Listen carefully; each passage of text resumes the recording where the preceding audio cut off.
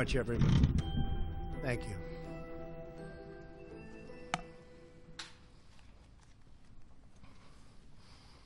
Today I'm very thrilled to welcome President Bolsonaro of Brazil for his first visit to the White House. President Bolsonaro, I want to congratulate you again on your tremendous election victory. Last October, it was an incredible feat and really a truly incredible challenge. And the end result was something the whole world was talking about. I also know that we're going to have a fantastic working relationship. We have many views that are similar, and we certainly feel very, very true to each other on trade. I think Brazil's relationship with the United States, because of our friendship, is probably better than it's ever been by far. I also want to congratulate you on your recovery from a truly horrible ordeal. It was an incredible recovery, and the people of your country know it. Great bravery. You've shown tremendous bravery. For 2 centuries, the American and Brazilian people have been united by shared values, including an enduring love of faith and family and country. The United States was the first nation to recognize Brazil's independence in 1822.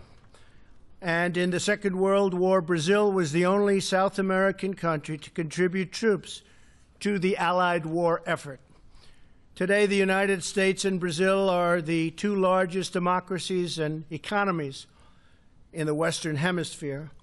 We're in close agreement on the incredible opportunities and continuing challenges facing our region, and we have a truly historic chance to forge even stronger ties between our 2 great nations. We call on members of the Venezuelan military to end their support for Maduro, who is really nothing more than a Cuban puppet, and finally set their people free. The United States and Brazil are also united in support of the long-suffering people of Cuba and Nicaragua. The twilight hour of socialism has arrived in our hemisphere, and hopefully, by the way, it's also arrived, that twilight hour, in our great country, which is doing better than it's ever done economically. The last thing we want in the United States is socialism. So, President Bolsonaro, I will tell you that we'll be consulting and talking a lot. We'll be working on all of our both problems and assets, and we're making tremendous strides. We had a great meeting today. As I told President Bolsonaro, I also intend to designate Brazil as a major non-NATO ally, or even possibly, if you start thinking about it, maybe a NATO ally. Have to talk to a lot of people, but maybe a NATO ally, which will greatly advance security and cooperation between our countries and working together. Our nations are... In our meetings, we also discussed the strong economic ties between our nations grounded in the principles of fairness and reciprocity, my favorite word, reciprocity.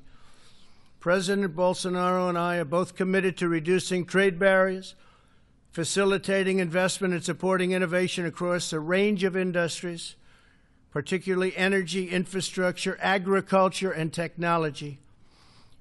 The President's vision for freeing the private sector and opening the economy is the right way for Brazil to achieve strong economic growth, and our great companies are ready to go when that table is flat and free. Mr. President, thank you again for the honor of your visit today. A strong and thriving friendship between the United States and Brazil is essential to a future of security and prosperity for all of our citizens.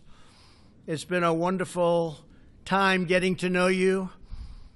You're doing a fantastic job. You brought the country together, and I look forward to working with you in a very close relationship for many years to come. Thank you. Thank you very much. Mr. President, thank you very much. Muito obrigado, Presidente Trump, por sua calorosa hospitalidade. É uma honra estar em Washington. em minha primeira visita bilateral desde que fui eleito presidente do Brasil. Aproveito a oportunidade para convidá-lo. Serás muito bem recebido pelo povo brasileiro. Temos muita coisa em comum.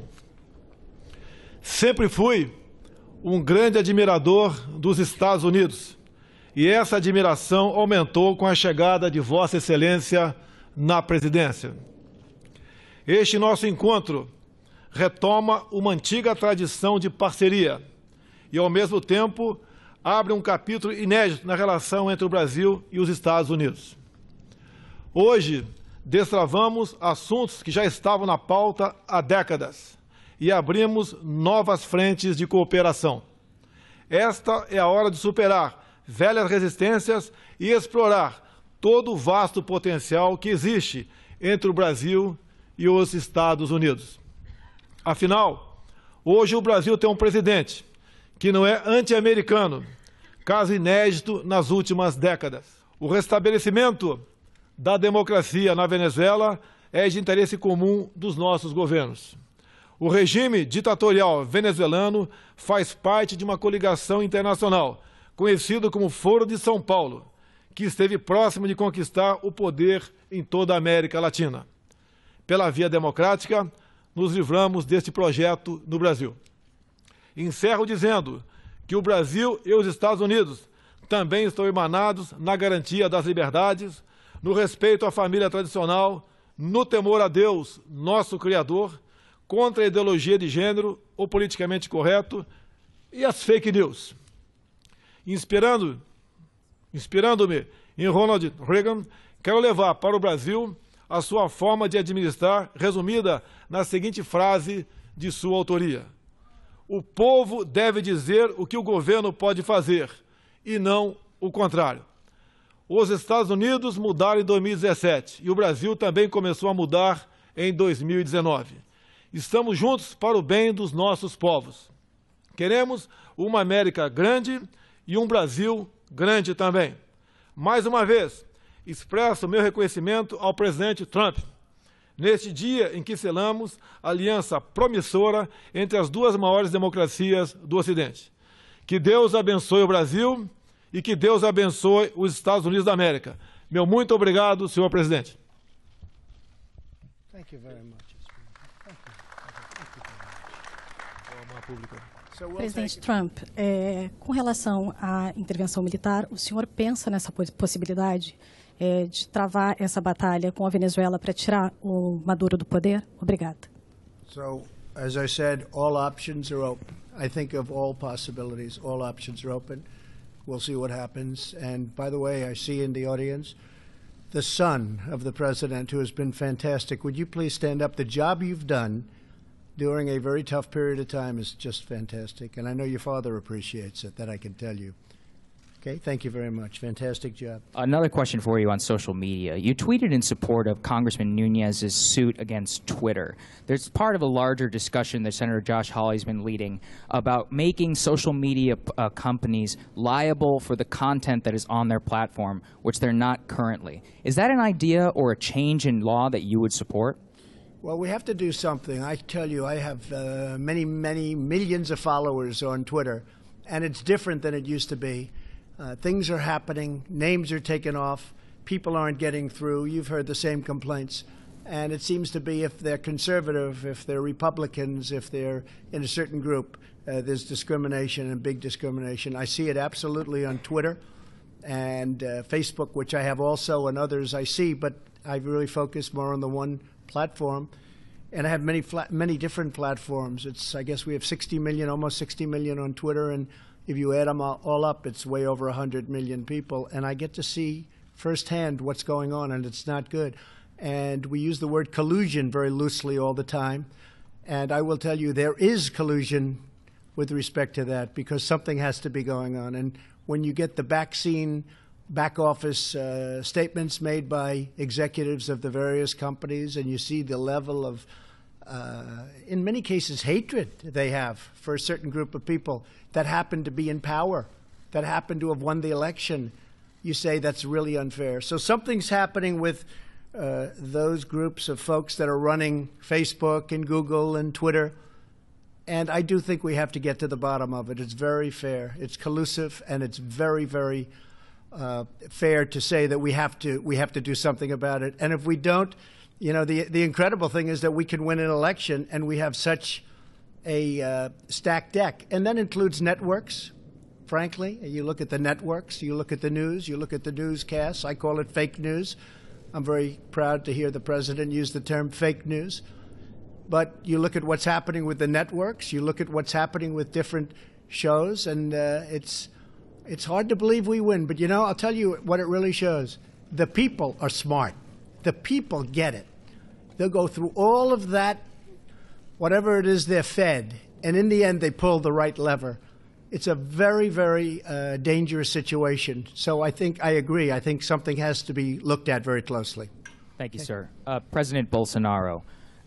And another question on the 2020 election. If a number of the Democrats who are running to replace the president have embraced or have considered socialist ideas, you've spoken critically of that in the past. If a socialist or a candidate who embraced socialism were to replace the president, how would it affect your relations with the United States? É assunto interno, respeitaremos o resultado das urnas em 2020, mas eu acredito piamente na reeleição de Donald Trump. O povo que o apoiou no passado, assim como foi feito comigo no Brasil, repetirá esse voto com toda certeza. E cada dia que passa, essas pessoas mais voltadas ao socialismo e até mesmo ao comunismo, aos poucos vão abrindo sua mente para a realidade. Você pode ver, a fronteira da Venezuela com o Brasil foi fechada há pouco tempo. Não para que brasileiros que apoiam o socialismo irem para a Venezuela, mas exatamente o contrário, para que venezuelanos que apoiam a democracia não entrassem no Brasil. Esse sentimento, com toda certeza, ficará muito latente por ocasião das eleições do ano que vem. Mr. President, thank you very much. Sorry. Go ahead. You want to go? Yeah. Thank you very much, and thank you, everybody. Thank you very much. China's going very well. Talks with China going very well. Thank you, everybody.